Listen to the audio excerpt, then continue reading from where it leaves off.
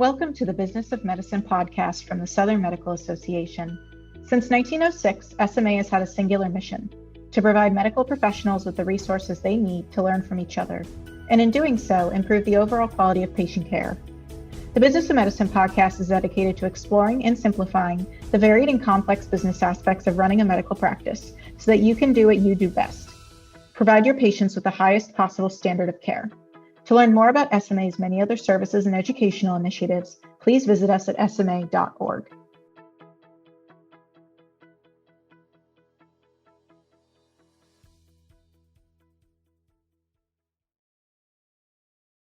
Good morning, everyone. I hope you're all doing well. I'm Andy Mohan here. I'm also joined by Miss Jennifer Price, who's the educational manager for the SMA, and will be joining us as usual for the discussion today with our guest. Additionally, we have brought back Dr. Deepak Mohan as a guest moderator, who will also weigh in on the discussion. Dr. Mohan is a pathologist and medical director for laboratory medicine at San Joaquin General Hospital in Northern California. And if you all didn't guess it already, I'm sure you're curious. Dr. Deepak Mohan and I just don't share last names. We have the same parents, guys. Thanks for joining us again, bro. Anyway, so moving on, today we have a wonderful guest who's a healthcare IT mover and shaker and is going to give us an in-depth perspective on recent important decision made on the interoperability of electronic health record data that has been overshadowed with all that is going on with the COVID-19 pandemic. Dr. Donald Rucker, for those of you that don't know him, is the National Coordinator for Health Information Technology at the U.S. Department of Health and Human Services Office of the National Coordinator for Health IT, the ONC, where he leads the formulation of the federal health IT strategy and coordinates federal health IT policies, standards, programs, and investments to help the nation's healthcare system become fully interoperable. He was recently named modern healthcare's 4th most influential clinical leader and the 16th most influential healthcare leader in the nation. Thank you for joining us today, Dr. Rucker and Dr. Mohan. Before I get into specific questions regards to this new rule, I just want to see how your family are doing with all that's going on with the pandemic. Various combinations of relatives have gotten to know each other better. So there's a social distancing, but you guys are all, what do you mean by that, sir? Well, for example, my niece, my sister's daughter, moved in with her cousins from my brother's side, so that's actually nice to see. They're distancing themselves out in Arizona. Nice. And Dr. Mohan, how are you doing? How's everything going with you guys over in Northern California? Yeah, I heard my youngest utter something I never thought she would ever say. She said, "When am I going back to school?" So it might be an indicator of the boredom that sets in. So yeah, we're sheltering in place and following all the rules, but we do have some cabin fever. Well, getting to the topic, and I'm glad you guys are doing well and your families are doing well. They're doing okay during this time. Interoperability of healthcare, information systems and sharing that data has been, it's obviously a very big hot topic right now. And we obviously, we brought Dr. Rucker on to share this new rule, or these rules that have been put into place to make things easier for patients to control their own healthcare data. So this is great news. A lot of it's been overshadowed with COVID-19 and the pandemic. So, Dr. Rucker, can you care to explain what the 21st Century Cures Act final rule really is? Sure, yeah. Andy, as you mentioned, we have been on a national search for interoperability for, at least 2 decades, depending on how you count. And it is something that I think maybe we all intuited would happen sort of automatically as we became more computerized. But in point of fact, for a variety of business and technical reasons, and just the complexity of clinical medicine, that has not been the case. What Congress saw in 2016 with the Cures Act is really, what they realized was, we have smartphones, we're getting data on everything else in our lives near constantly, but there's a big, as clinicians would know the word lacune, that's not the way Congress put it, but there's a big gap in information that, patients can have, right? So patients are really not empowered with modern technology in really any way, shape, manner, or form in healthcare. We have it everywhere else. We have choice in our lives on every other thing, where to shop, whether to buy a car, whether to buy a house, everything else, we're allowed to make adult decisions. But in healthcare, by dint of actually the outgrowth of federal policies around third-party payments that go back to World War II incentives in 1942, that has evolved into a world where third parties essentially make all of our care decisions or choices on where to get care for us, and we're left really often powerless. And of course, that system has become, as we all know, monstrously expensive. So the Cures Act is really Congress saying, hey, the American public should have access to their information. And the provisions of the Cures Act are then Congress's very reasoned approach on how to do this. And that law, by the way, was passed almost unanimously, signed by President Obama in end of 2016, and I can say strongly supported and being strongly implemented by President Trump. So with these rules put into place, how are things going to change for patients and providers in terms of how this data is going to be transferred?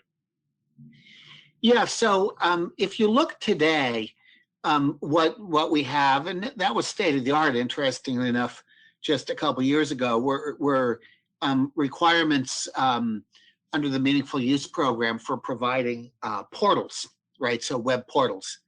But the world has moved a lot, so much of what we do and the ability to access it all day, all the time, really sits on smartphone apps.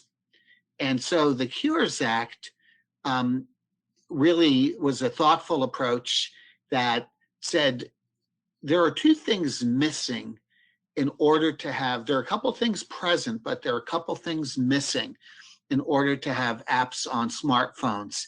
And it might be worth thinking about what's present, what's missing. So what's present, which was certainly not true when I started my career, I was involved in building the first Windows electronic medical record and something called Windows 2.1, which was probably before many people listening to this call were born. But we had, no interoperability with anything. We had a hard enough time getting the printers to work on serial ports and then parallel ports back in the 80s and early 90s. So the things that are out there now that make this possible, what's present is high network bandwidth. What's present is a lot of electronic medical data. What's also present is a lot of compute power. And finally, what is now present, maybe the most recent part of the mix, are modern API calls that are used throughout the smartphone economy. So the technology is called RESTful. Representational state transfer is the REST part of the acronym. And then elegant standards for forming the data called JSON, just in general economy. And then the JSON implementation of healthcare is called FHIR, which is abbreviated FHIR for Fast Healthcare Interoperability Resources. So those are the things we have. So computing speed, network speed, the data electronically and the application programming interface standards to transmit it. So what don't we have? What we don't have is actually the requirements to actually transmit the data, right? Both as a matter of business and a matter of technology. That's what we don't have. That's the case is not really surprising when you think about it. Everybody talks about, there's no business case. Well, through the, and when you look at that through our third-party payment mechanisms and the whole stack of federal policies that have layered on top of each other, sort of like the 7 cities of Troy, for anybody who's a scholar of the classics, those various incentives now have led to the fact that the best way, the most profitable way of running a healthcare business is to become very tightly vertically integrated and to do everything you can to keep patients within you to reach a critical mass so large that payers have to have you in network at your price. We see that in many markets throughout the country. And obviously in that kind of a world, interoperability and patient choice and consumer empowerment and transparency are not the highest priority. So, Dr. Rucker, that's a great summary, and highlights a lot of the advantages. I do have a question for you. This is Dr. Mohan, and obviously we've been operating under the world of HIPAA, which protects privacy for patients in healthcare. How does this particular act affect HIPAA, and how do we continue to protect the privacy of our patients? Because we do find that to be very important, and our patients do say that they would like to have their privacy protected. How does this act change HIPAA, or does it alter the way that HIPAA works? Well, a couple of things there. So first of all, the act doesn't change HIPAA at all. It actually operationalizes the HIPAA right of individual access, which historically has just been go down to medical records and get your chart or photocopy of your chart. So it actually operationalizes HIPAA. So really it makes HIPAA possible. I think in terms of what the public wants, I think there have been some interesting polling. The Patients' Right Advocate Organization has done polling, and pretty clearly people want their data and in fact are willing to take reasonable risks. The big issue for the American public is transparency and understanding the blisteringly high costs of healthcare. That's the priority. A number of folks have tried to frame this exclusively as a privacy issue, but when you look at that, there seems to be a very tight mapping between folks with non-transparent business models, and at least in Washington, in the lobbying world, folks who are lobbying on that point, they never lobby on whether the public should have the choice of what to do with their data, as opposed to having that choice be made by providers or payers. The public clearly wants themselves to be the people to choose what to do with it. In terms of technical things, which is I think the other part of your question, so the modern computing stack actually allows, there's something called OAuth 2, which allows, it's a robust authentication protocol, authorization protocol. You have used that, anybody who's done online banking, for example, you deposit a check online, you have used that system. And though, obviously it was relatively transparent to you. So what we've done in that, so the patient, this is not one of these end user licensing agreements we click through every day on the internet. This is something where the patient has to use, very explicitly give access to an app, logging on to the provider portal with the passwords the provider gave them, typically in a face-to-face visit in the office. that'd be the typical way of authenticating. So it's a very explicit choice. We put in provisions that the provider portal can provide the privacy policy of the app, or if an app does not have a privacy policy, to let patients know and to warn patients in detail that they are now responsible for their information. We've done that in a way that makes it enforceable both by the Federal Trade Commission and in a number of states by various causes of private action. So we put we put some enforceability into that. That type of enforceability is what the FTC used to fine Facebook $5 billion, with further violations being making Mark Zuckerberg criminally liable. So we think there's some teeth there. Very interesting. So from a patient's perspective, and kind of to make it more in layman's terms, I'm assuming they're going to have an app, and this app is going to integrate or interface with a specific EHR vendor for whatever their primary care provider uses, or their hospital uses. Now, let's say that they're at a hospital or a PCP in LA and they go to New York, something happens to them.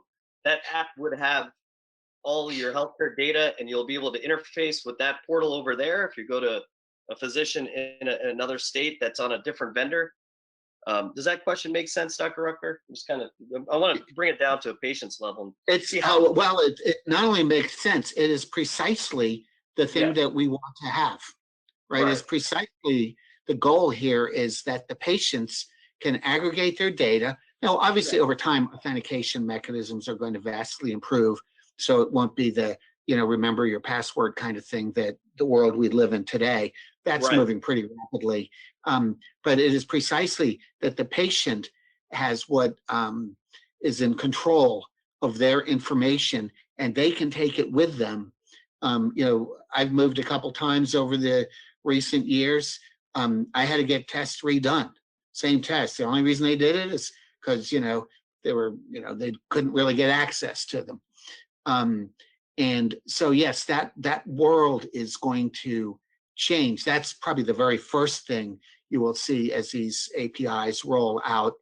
I think then there will be phases of things patients will see. I think the next phase will be apps that really analyze what's in the clinical records, offer suggestions, make sure that it's understandable by patients.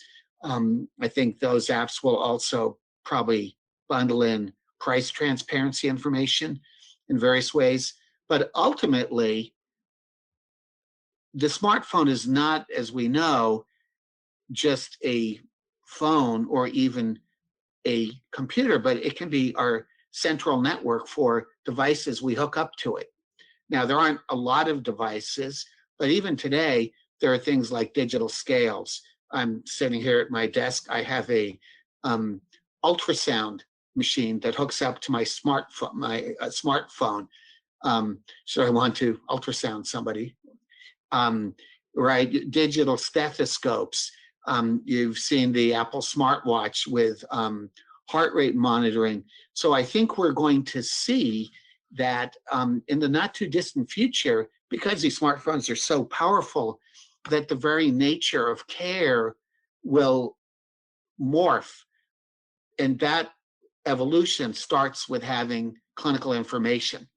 If you're just trying to do healthcare and wellness and fitness without clinical information, that's hard. I mean, you can do the Fitbit, you can have a diet app, but certainly for sick people, it's a totally different experience if the apps have deep knowledge of what your medical issues are.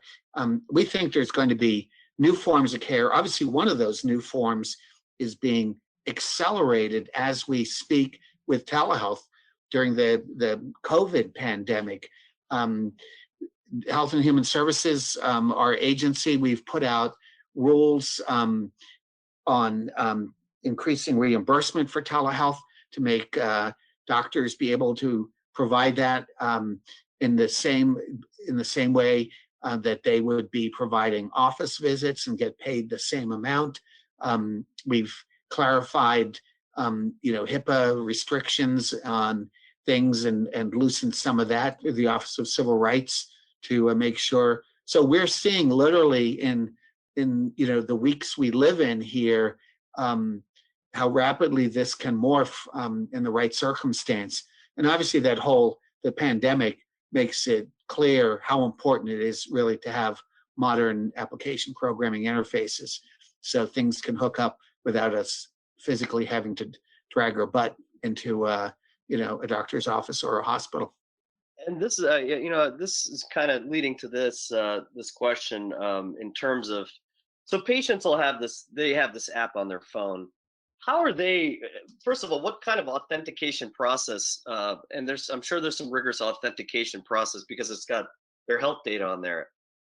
What is that process and what is the standard based upon this rule?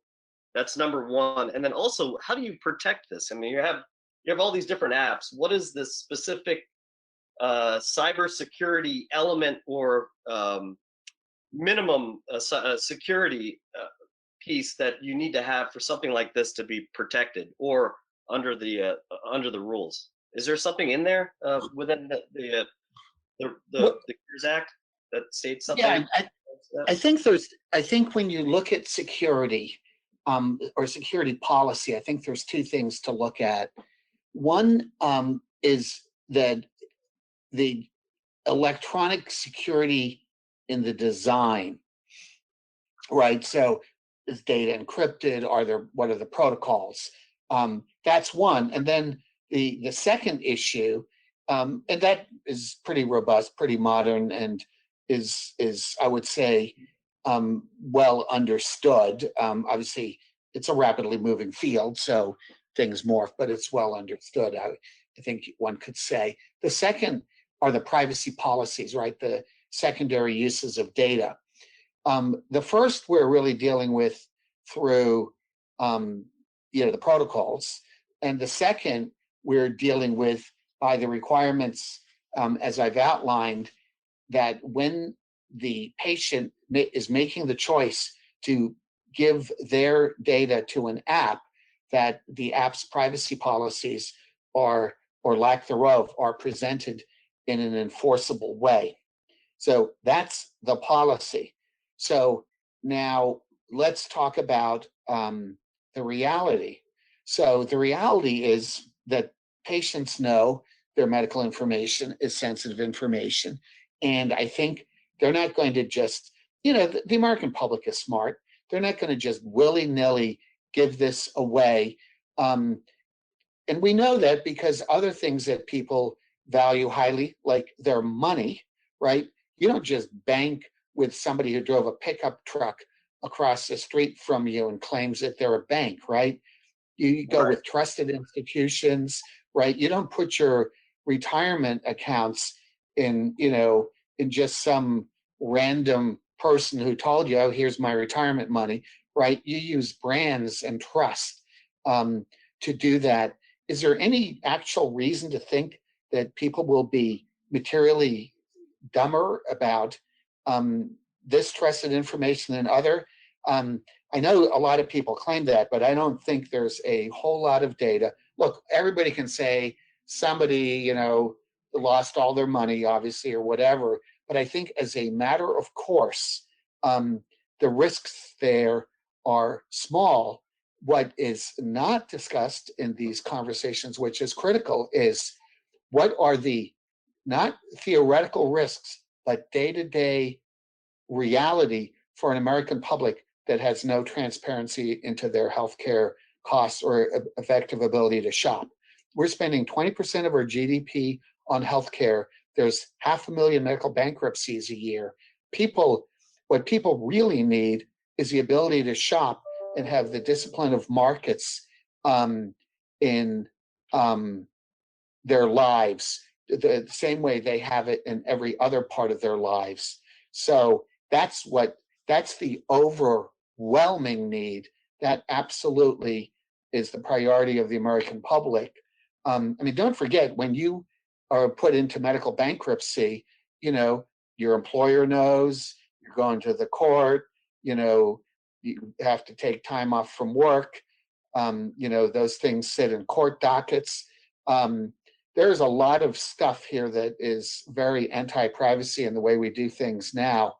So I think we have to balance the risks and the rewards of all of this. I think what will happen is it'll be a combination of current players who are going to have to act more like consumer-friendly businesses and compete, right? Because apps, level the playing field and make it national.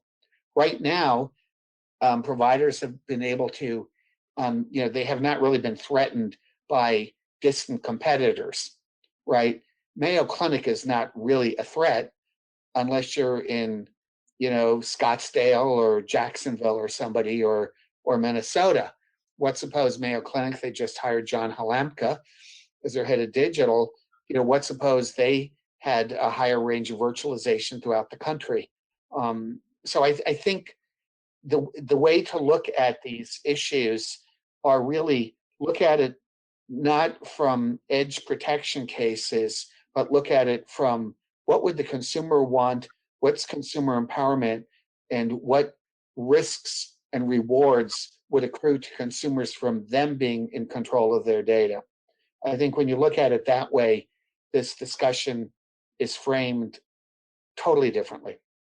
Dr. Mohan, in terms of this new rule and what you've kind of learned from the discussion, how do you think this is going to help your practice as a lab director? Well, there are several caveats that certain concerns I have, I would say more than caveats, more concerns. And some of those are that currently the way that our reports and other information pieces are generated, they're meant for providers. They're not necessarily meant for patients. So I think as this becomes more prevalent, our reports probably will change and we may have more of a patient-friendly report, which may be good, but that is not a change that has taken place yet. Our reports typically have a lot of jargon, then they're basically intended for the provider. So and change is good. I mean, a lot of people are afraid of change, but I'm one of those type of the people. If change is there and it makes a difference for basically what business are we in? We're the business of making people healthy. If potentially and I see a lot of potential here. A couple of the drawbacks I do see, and it's really the privacy. And Dr. Rucker definitely addressed a few of those issues as far as people will try to do the best they can. But if you look at some of the breaches that have taken place, even at some of the large credit agencies and other things, it's a little bit scary because, we try to live in a safe world, but, there are hackers out there, China and other places. And, I don't know what our health information in the hands of others really, what's the dangers there? I haven't really thought about it. And there might be some dangers. But this is one of those things. As we enter this new world, we will discover more of the downsides and probably some of the upsides as well. We'll probably see a lot of different things. As Dr. Rucker pointed out, use of AI and other tools to analyze the data. I think that's going to be a field which is going to probably be increasing over the next 5 to 10 years as the data becomes more available. And I'm very interested as a scientist to see what that artificial intelligence can bring to us. But I am also cautious and concerned as a physician because, our first tenet is to do no harm, is the possibility of this information somehow harming the patient is a privacy concern. As we know, even the certain things that we now have gotten from the Obama Act, Healthcare Act, as far as pre-existing conditions and other things, they're still not settled. In fact, there are a couple of court challenges on that. And if we go back to a world of pre-existing conditions, this will definitely be something that could be a concern. I mean, if you look at what has been done in banking, in entertainment, in travel, in publishing, these things become radically transformed. And I think the arbitrage opportunities to transform healthcare are probably even larger than in those industries. Great points. Dr. Rucker, there have been, and this is a question that I had, there have been some concerns raised about gag clauses. So the inability of providers to share their EHR screens if there's some usability, safety issues, whatever it may be.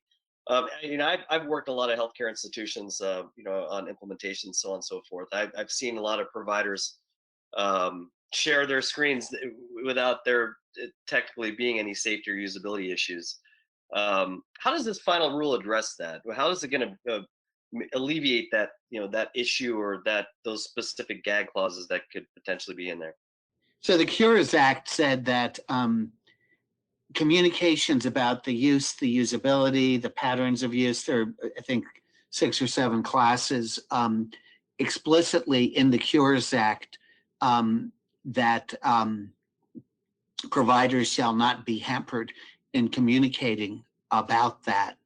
And so they're really sort of, the challenge here is enabling that, but yet recognizing, especially with things like screenshots or video, recognizing the property rights and the intellectual property of the developers, right? So there are 2 competing public goods here, if you will, right? One, the right to have a safe work environment for patients and providers, and the other to be able to reap the economic rewards of building software and taking the market risks out there. We've balanced those 2.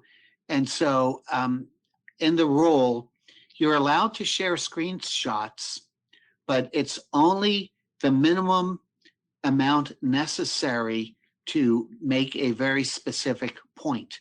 So you can't just share all the screenshots and say, I don't like this software. Ditto for video, since video is, of course, a sequence of screenshots. Video, if you're doing video, which again can expose additional tranches of intellectual property, there you have to meet a test of that. There has to be some temporal behavior that you're illustrating with your screenshot. We feel that that's a very reasonable and legally defensible boundary between the various rights involved. Interesting. These screenshots, and I was thinking about another specific question from a patient, perspective. And I think patients are going to, just for them to understand, or people that don't really they don't get into the granularity of the actual tech and how it works and functions.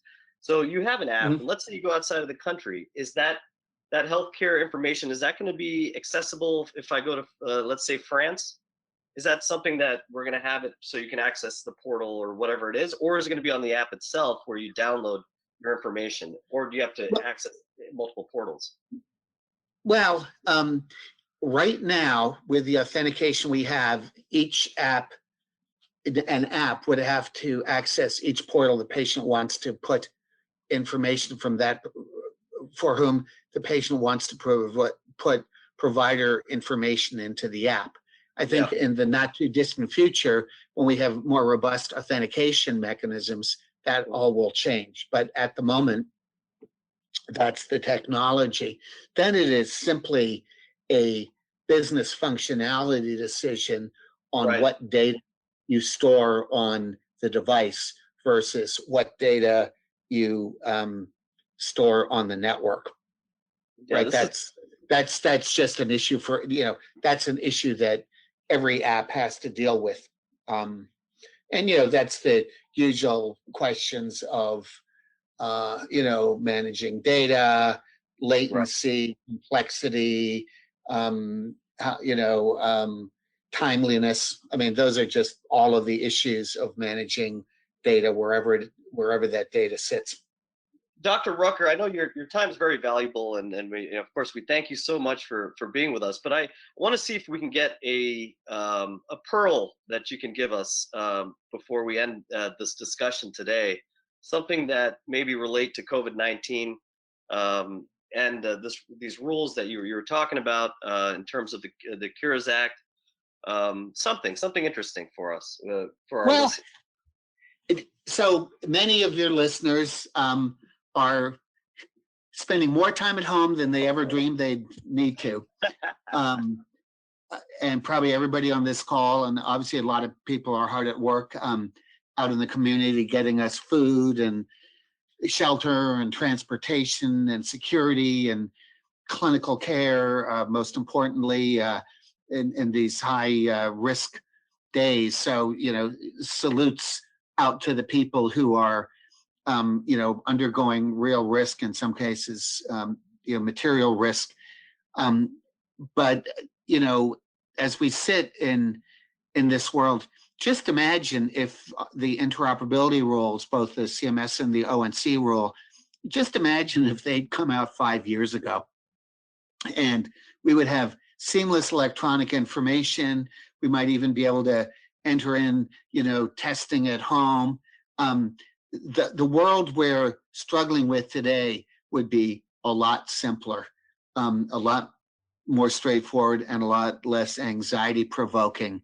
So I think these circumstances really highlight the opportunity of modern computing environments, distributed computing environments, and computing environments where the patient and the public are in charge and responsible. And, that will help not just for acute things, but frankly, for chronic illness. I mean, the whole business of chronic illness, I'll go visit the doctor every 3 or 6 or 12 months. We have now so much that we can do sensing on phones to make chronic care continuous as opposed to episodic. I think that alone will be transformative. So those are a couple closing thoughts. Excellent. Those are great closing thoughts. Dr. Mohan and Jennifer, do you guys have anything to add? No, I think it's going to be a very intriguing subject in the course of next few years, and I really want to see what comes out of it. I know that there will be some positives, but we'll also have to endure the negatives. And many of these things, the hope is that the positives outweigh the negatives, and I think that's going to be the case here too. As more and more of our data has been shared with Facebook and others, we have seen risks. So I don't think we can discount the risk completely, but there has been positives from that too. Well, thank you, Deepak. I just want to take this time to thank both you and Dr. Rucker for joining us today. Jennifer, thanks a lot. As usual, great discussion. So interesting. It's been overshadowed with all that's going on, but just an amazingly important rule into the addition of the interoperability of healthcare systems and the access of patient data by patients themselves. Consumers are they're going to have the power of this data, which is going to be amazing for all of us going into the future. Appreciate your time, and thank you so much, everyone. All right, thanks. Take care. Bye-bye. Thank you. We hope you enjoyed The Business of Medicine. For more episodes in this series, or SMA's The Practice of Medicine podcast, go to sma.org/podcast, or subscribe to us on iTunes, Google, Spotify, or wherever you get your podcasts. For more information about SMA's mission, please visit sma.org, and thank you for joining us.